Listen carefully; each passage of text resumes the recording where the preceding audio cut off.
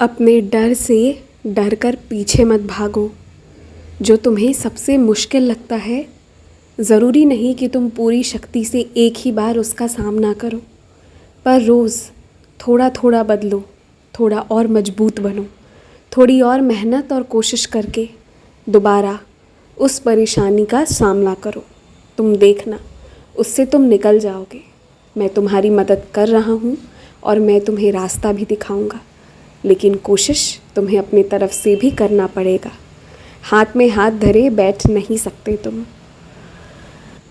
ये बात तो तुम जानते हो ना कि सच्ची कोशिश से ईश्वर भी दर्शन दे देते हैं। तो फिर तुम्हारी समस्या ये कैसे पूरी ज़िंदगी तुम्हारे साथ रह सकती है?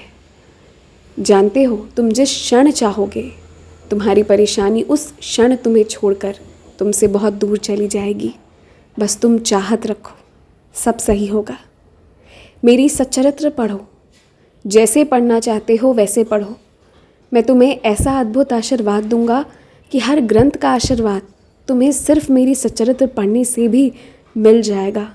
जिन ग्रंथों को तुम पढ़कर समझ नहीं पाते, वो भी तुम समझ जाओगे। तुम मेरी सच्चरित्र पढ़ो, मेरा ध्यान करो और देखना, तुम्हारे हर प्रश्न का जवाब भी मिलेगा। जहाँ उलझ गए हो वहाँ सुलझ भी जाएगा। पढ़ो मेरी सच्चरित्र, उठाओ उस पुस्तक को और देखना, तुम्हारी ज़िंदगी बहुत खूबसूरत होगी। मैं ये जानता हूँ कि तुम बहुत कोमल हो, कभी किसी से बुरा बर्ताव नहीं करना चाहते, कभी किसी को कोई जवाब नहीं देना चाहते।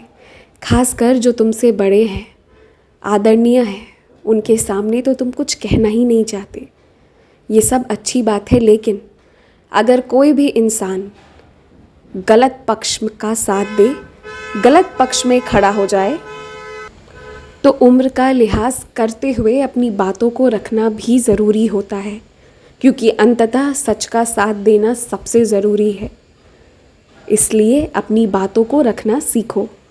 हमेशा शांत रहकर सहने की ज़रूरत नहीं है। हर बात को कहने का एक तरीका होता है जो तुम्हें मालूम है। अपनी बातें रखा करो। कभी अगर कोई काम नहीं कर सकते हो तो किसी को ना कह सकते हो। ना कहना कभी गलत नहीं होता। तुम जो कर रहे हो सही कर रहे हो। बस जहाँ घबरा रहे हो वहाँ से थोड़ी सी हिम्मत लाकर थोड़ा आगे बढ़ना सीखो। जो गलतियाँ हो गई उसे स्वीकार कर लो। स्वीकार कर लोगे तभी तुम अपनी बेहतरीन कर पाओगे।